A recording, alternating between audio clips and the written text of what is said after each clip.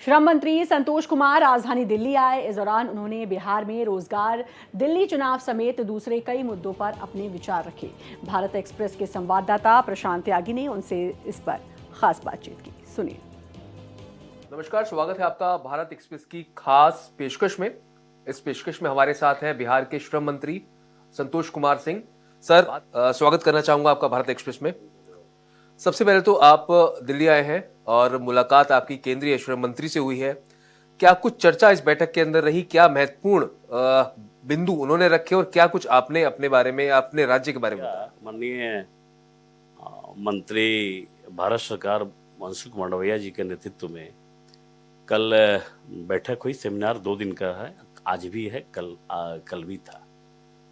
तो मैंने बिहार के संदर्भ में मैंने जो बताया, सबकी बात सुनी गई। मैंने कहा कि मेरे यहाँ 14 करोड़ पॉपुलेशन है बिहार में। 14 करोड़ पॉपुलेशन में एक जो मेरे यहाँ जातीय जनगणना हुआ था, उसमें 60% लोग 40 साल के नीचे वाले हैं। इसका मतलब है कि बिहार में 14 करोड़ का 60% यानी 8.5 करोड़ लोग काम करने वाले हैं। मैंने कहा मनसुख मांडविया जी से कि बिहार का ही नहीं, पूरे देश के श्रमिक का भला होगा।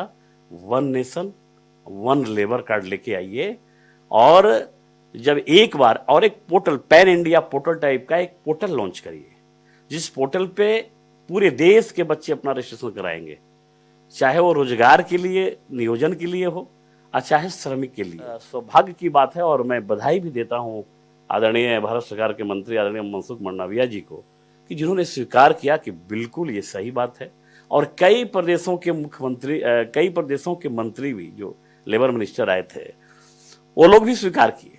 बिहार के बच्चे हैं या फिर रोजगार की तलाश में वो लोग दूसरे राज्यों में जाके काम करते हैं, तो एक तरफ तो जॉब फेयर की बात हो गई कि आप रोजगार देने की कोशिश करें, एक तरफ पलायन की बात हो गई। दोनों चीजों को कैसे आप इलैबोरेट करेंगे? जो जनरल एजुकेटेड हमारे बच्चे हैं, या जो टेक्निकल हो या चाहे नॉन टेक्निकल हो, वैसे बच्चे के लिए हम लोग जॉब फेयर लगाते हैं, जो मेला लगाते हैं। और मेला में हम लोगों ने 45,000, ये प्रक्रिया चलती रहती है।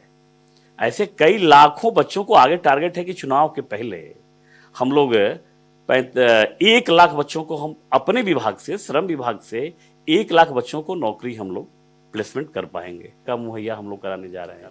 दिल्ली चुनाव नजदीक है, तो हर एक पार्टी जो है पूर्वांचलियों को साधने की कोशिश कर रही है। क्या लगता है कि पूर्वांचलियों के मन में इस वक्त की क्या, दिल्ली को लेकर क्या स्थिति?